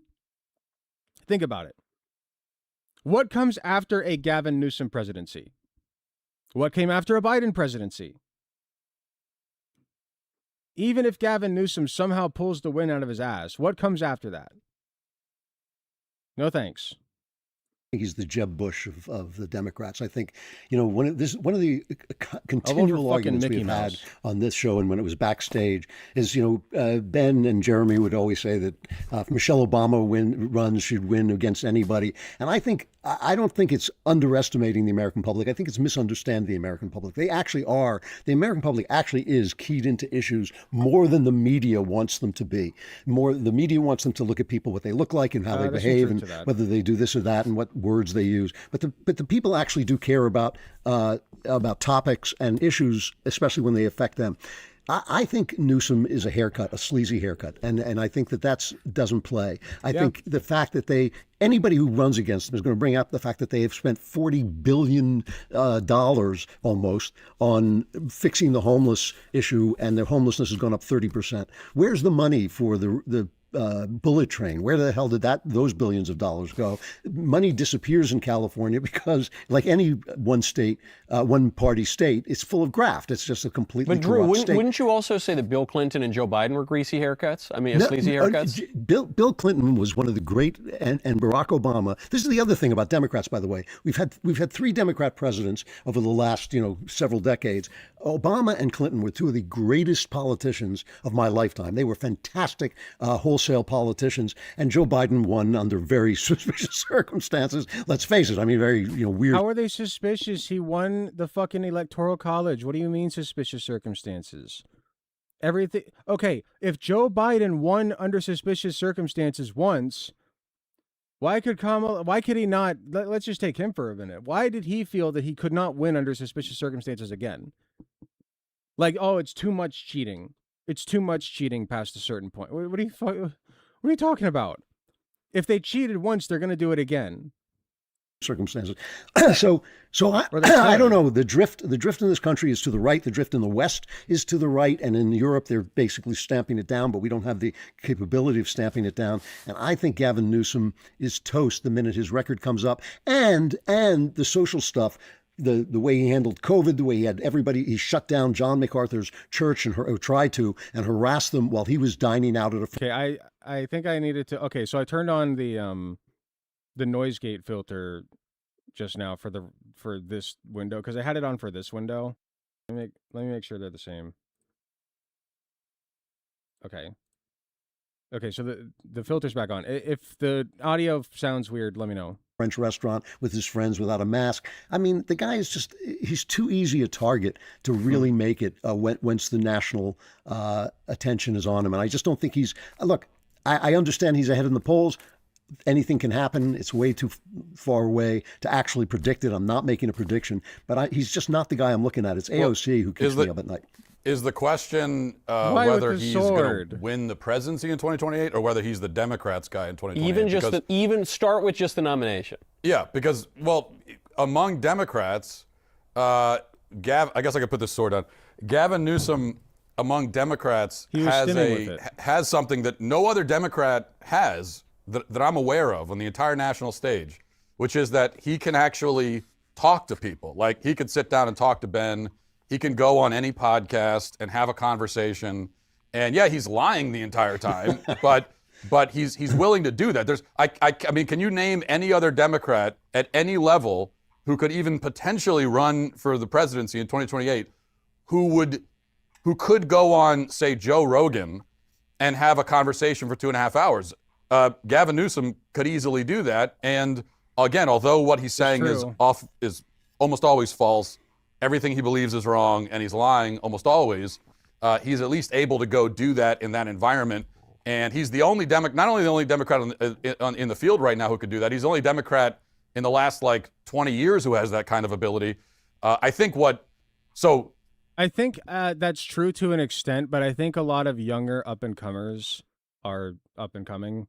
Like, Zoran Mamdani. Obviously he can't run for president and wouldn't, because he just became mayor of New York, so he has other responsibilities anyway, even if he could run. But I think that he inspired a lot of younger people to start running for office. We see Kat Abigzela, some others. I can't think of them off the dome. But, I really am hoping that if it's Gavin Newsom, it's over. It's over. Nobody will ever trust the Democratic institution ever again for anything if Gavin Newsom is their front man. Not happening. I'm done. I'm not playing the game if that happens. I've officially hit that point. Okay? Pete Buttigieg is like the lowest I will go. The absolute lowest I will go. That indicates that there is still a modicum, a shred of respect for the American people. Because at least then they're running a gay guy, I guess. But even then, I'm just like,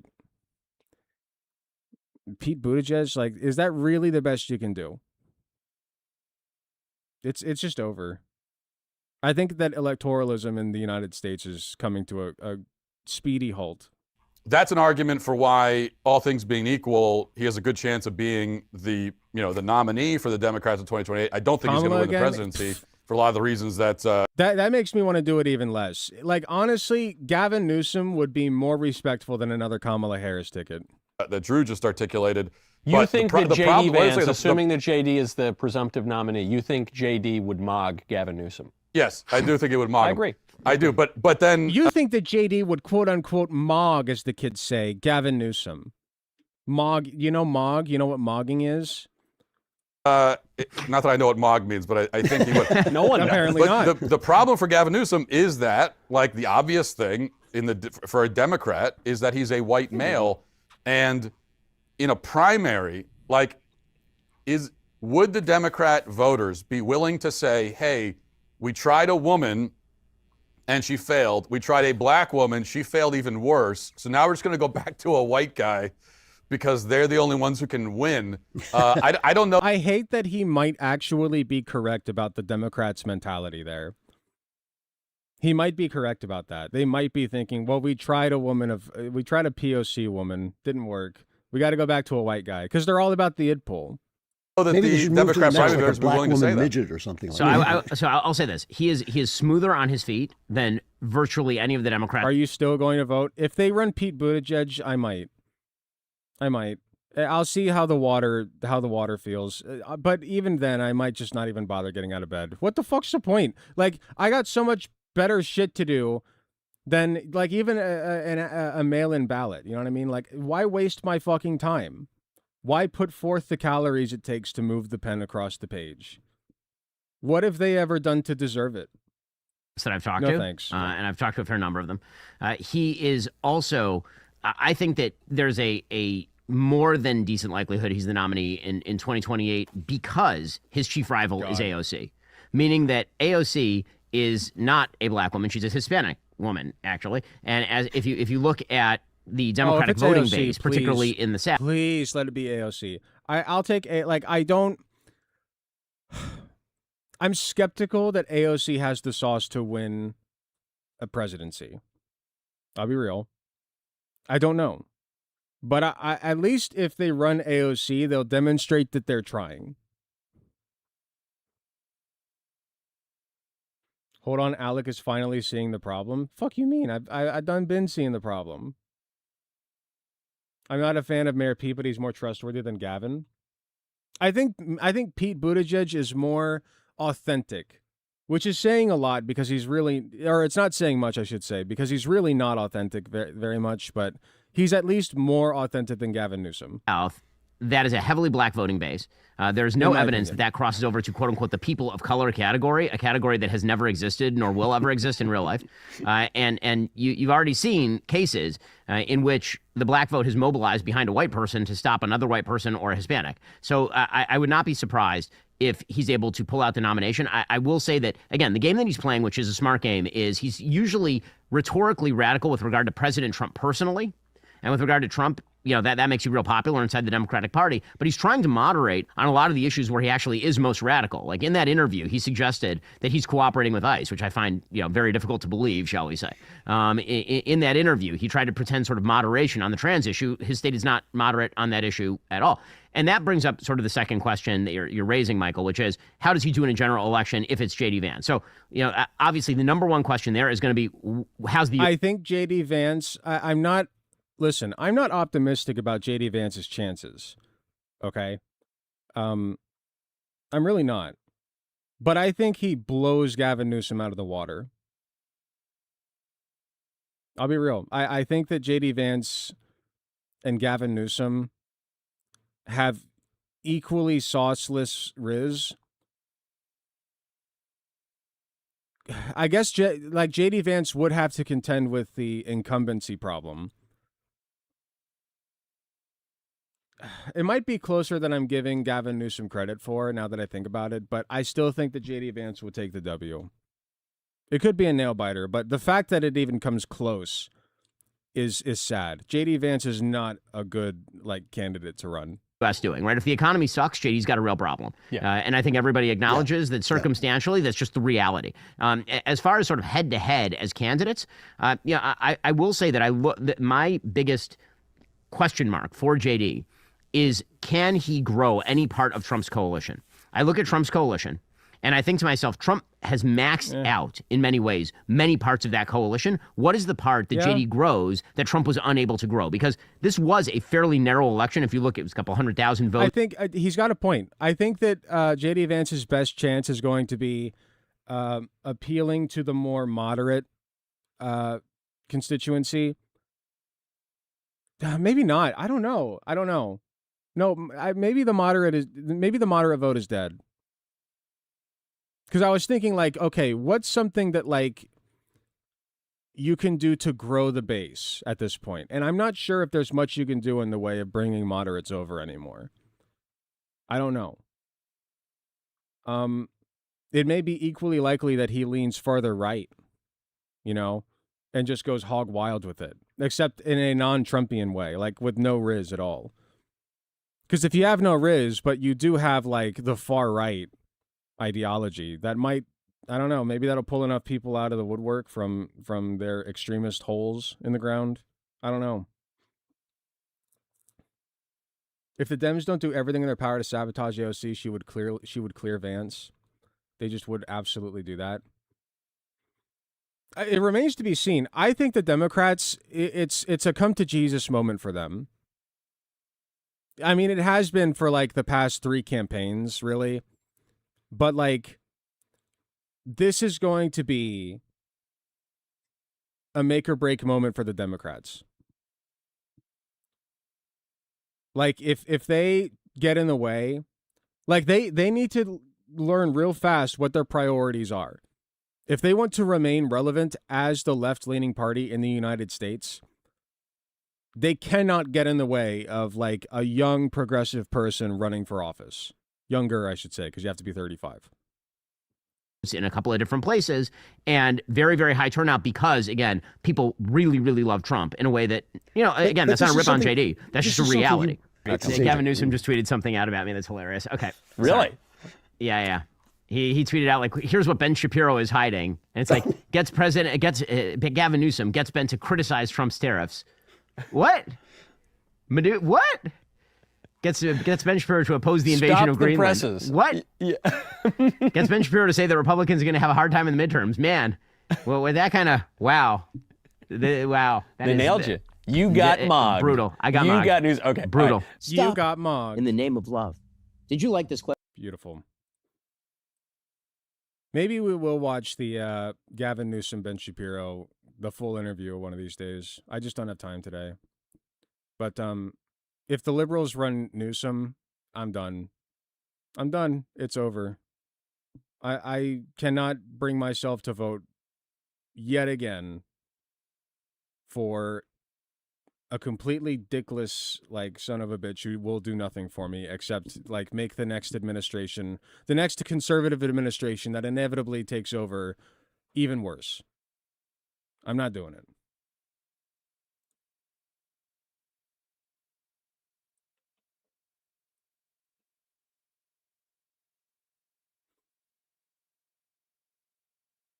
Okay, I'm going to run to the restroom real quick, and then I'm going to try to fit in one quick game of Megabonk, and then I got to hop off. So I'll be right back. Oh, I forgot I have no BRB screen, so I'm going on the starting soon screen for now.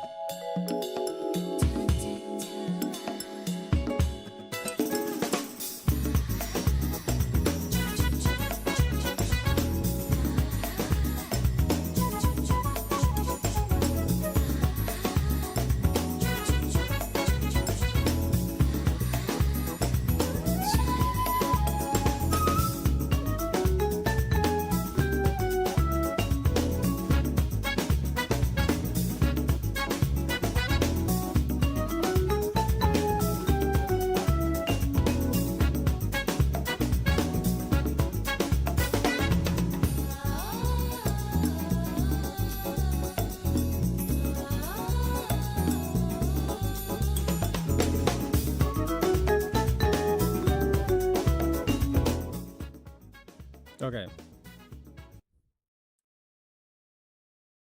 You guys ready to see my new obsession?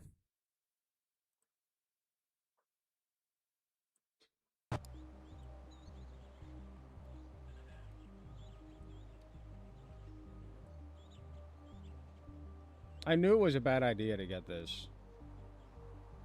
I got it anyway. Okay, I think that's good. And then I gotta hop off after this, so I apologize. All right, let's do this quick because I gotta leave in a half hour. Good game. It's so fun. It's slop, but it's slop that I love. Actually, no, not Foxboy. I'm trying to finish Tier 2 Forest with Sir Oofy.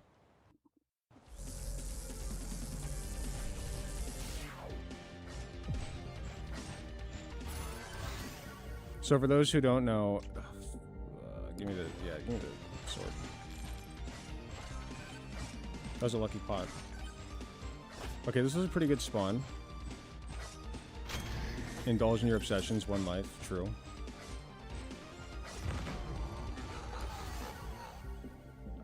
We'll go evasion.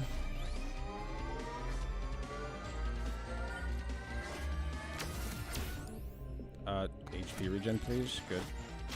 Good stuff. So basically, like, the game does the attacks for you, and all you gotta do is move the camera and walk around and activate shrines and shit. Let's see. Ooh, this is a tough choice. Give me Thorns. Because we got the HP regen.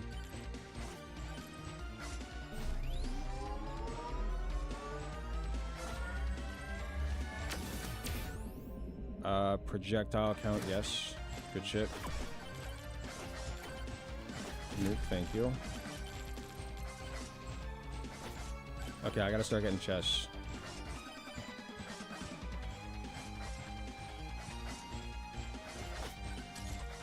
"3D Vampire Survivors." It's like that combined with Risk of Rain. Yes. It's mostly Vampire Survivors, but yes, also Risk of Rain.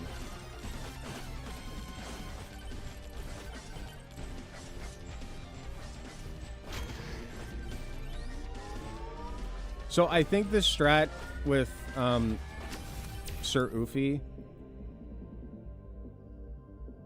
Shield. I think the strat with Sir Oofy is to boot, like, you got to do a hybrid of defense and offense. Like, he's close to mid-range. He's closer... I think he's close range. He's a close range fighter. So, the strategy should be focused on, like, building up your health reserves. Ooh, Aura. Aura's good. This will give me a chest, I believe. Aegis, thank you. Alright, we've buffed our defenses pretty well. Increased difficulty. I always take the increased difficulty. I think that it gives you more benefits, but I'm not sure.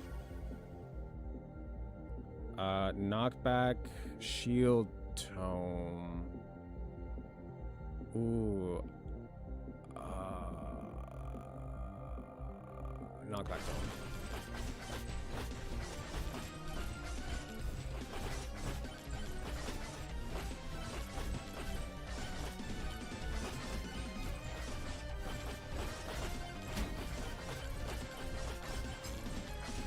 Okay. Fuck off.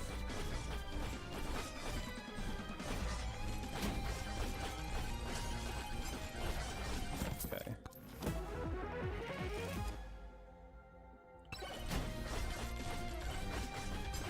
Man, as soon as it turns to gaming, like, my view count plummets. Everybody's just here for the sauce. Give me Aura.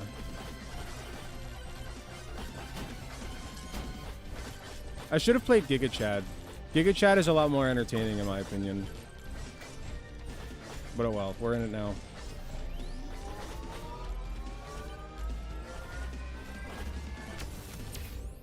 Okay, give me pickup range. Give me evasion.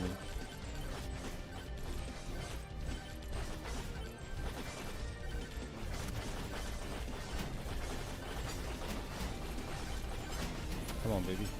Oh, hello.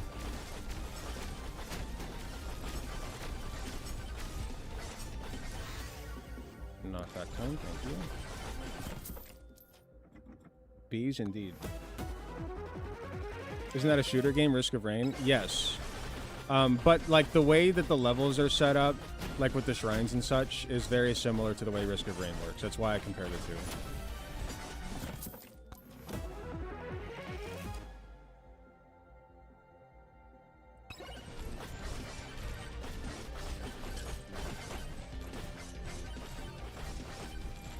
If it had weak spots, hold on.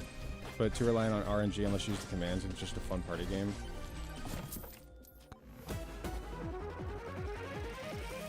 You ever played that Backrooms Pools horror game? No.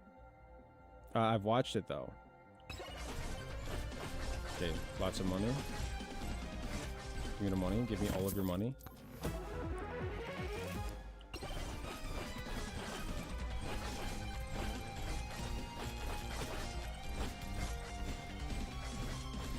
So I used to like wait around until I had enough money to open the chest, but I figured out that's not a good strategy, especially with somebody as slow as Sir Oofy. Nice.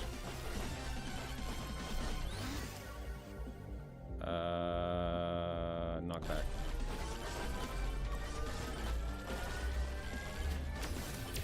Good shit. Give me power up multiplier.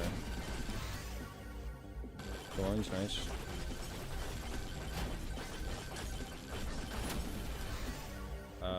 Flame Walker, thank you. Come on, let me get to the chest.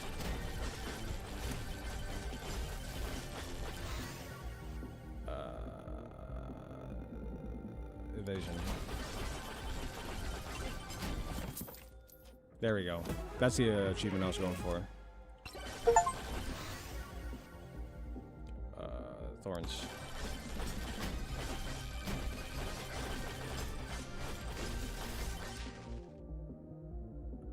Moldy cheese. Thank you. Moldy cheese is very good.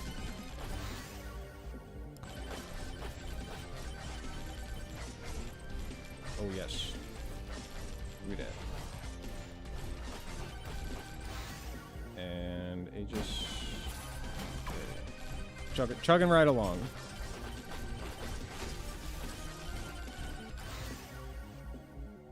Sword, thank you. Got another achievement, nice.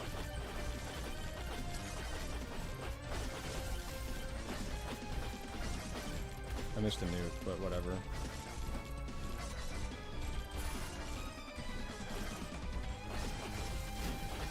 Okay, we got plenty for a chest. We need more HP regen somehow. Just a little bit.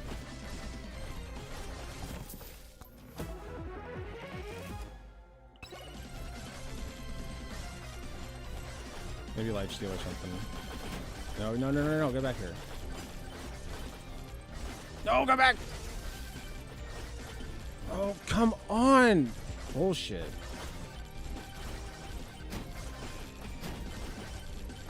The shield is very helpful.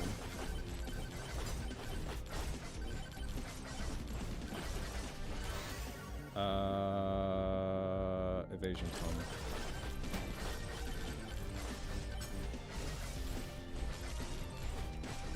I try to make minimal movement builds in these games. I'm used to making like really fast guys that shoot out projectiles that do fuck tons of damage. I'm trying to get better at like the unstoppable force build, or I guess it would be the immovable object build. The other one that I was talking about would be the unstoppable force build. Another magnet, thank you. Wait, I thought I... Hold on, I activated this, but not the magnet.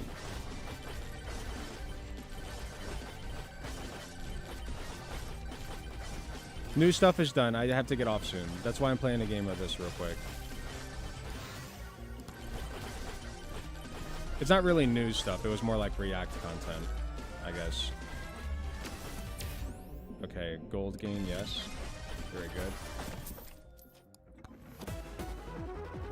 What we got? Nice. I'll take that.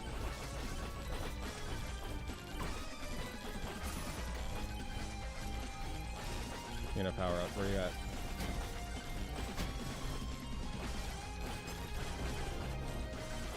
Give me that. Give me that!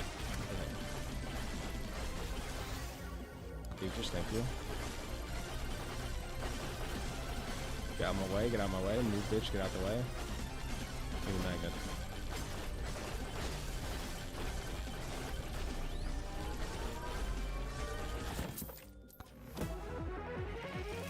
You gotta move fast. I would argue there's more movement speed is better than damage since that scaling kind of sucks. You are very item reliant. Yes, movement speed is very important.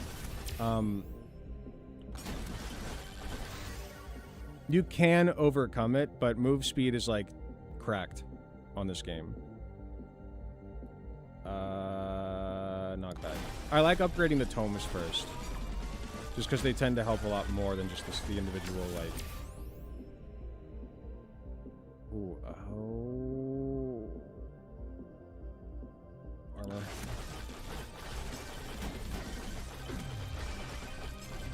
Get wrecked, get wrecked, get wrecked. Give me that.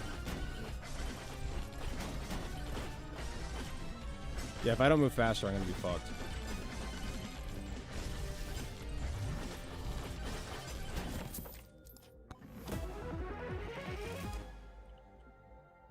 Okay, that's pretty good.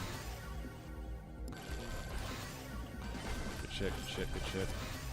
Good shit, good shit, good shit.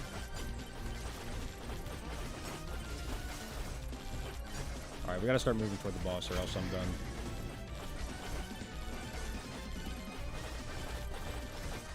We're gonna have to take out the chunkums with the boss. There's no way around it.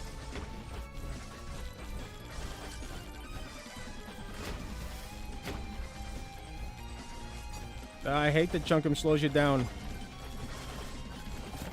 Give. Can I get one fucking free chest? That's what that item's for. It never, like, it does work sometimes, but it hasn't worked yet for me. And I would really like it to.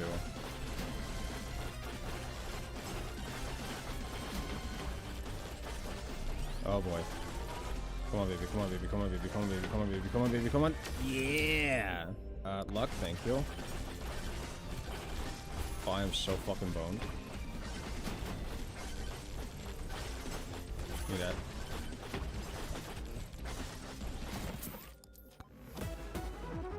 Alright, what do we got? Oh, hell yes, that's a good one. Come on, come on!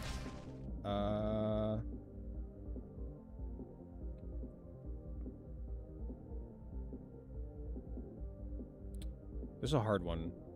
I'm gonna go with electric plug. I think that's the move. Go, go, go, go! Maybe that was the wrong move. Oh, maybe that was the wrong move. I'm so slow.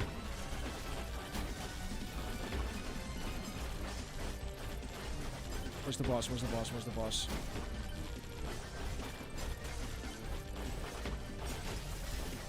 Is the boss up there? Isn't that where I came from? No, that is a boss, but... Okay, wait. The final boss is the opposite direction. I'm going the wrong way. Oh, I'm so fucked. I'm so beyond fucked. This game is really hard. It's simple, but it's hard. Go, you idiot! Move faster!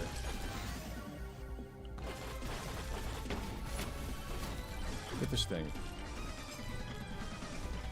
I'll help a little bit at least. If I could get a magnet, that would be fucking insane. Oh, I am beyond boned. Once this starts happening, see, I'm out of time now, so once this starts happening, I'm dunsies. Completely dunzo. We are not progressing further. No! Don't slow down. Go, go, go. Boss. I made it. Wait. If we can just kill this boss, which we are not going to do, but we're going to try. Magnet! There may be hope yet. Aura. Evasion. Sword. Give me aura.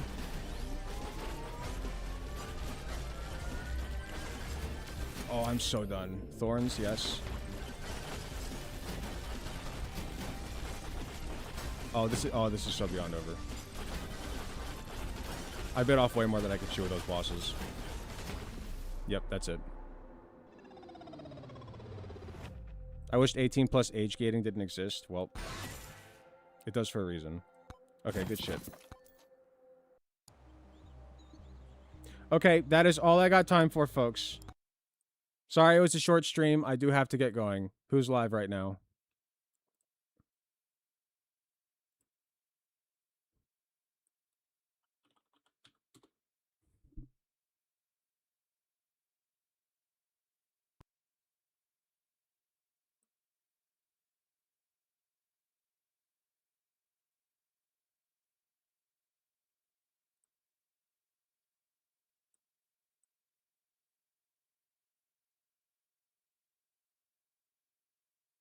Maybe one of these days I will manage my time more effectively. Dubsy's live. We'll raid into Dubsy.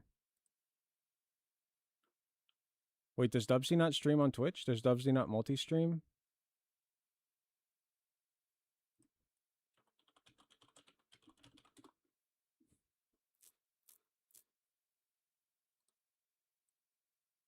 Hold on.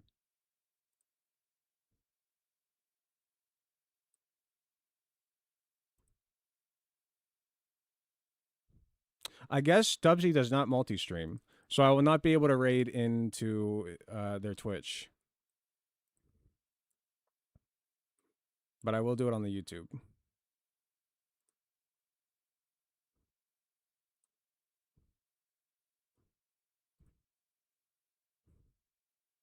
Uh-oh. Okay, here we go. Dubsy, save, and then site, Dubsy. Okay. All right. Thank you all very much for being here. I love you all. Give me 1 second. I'm going to go eat at the Cheesecake Factory, fill my fat, disgusting belly up with some delicious, unhealthy food. Go watch Lord of the Rings with my wife, and then get ready for work tomorrow, because I gotta get on my fucking grind set and start pumping out these videos more, and crocheting, and just working in general and making more money, because I have no money right now.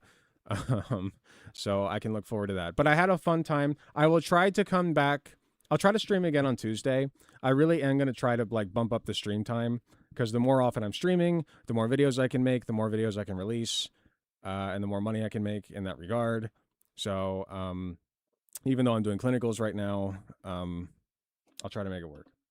Anyway, thank you all very much again for coming in. Love you guys. Take care.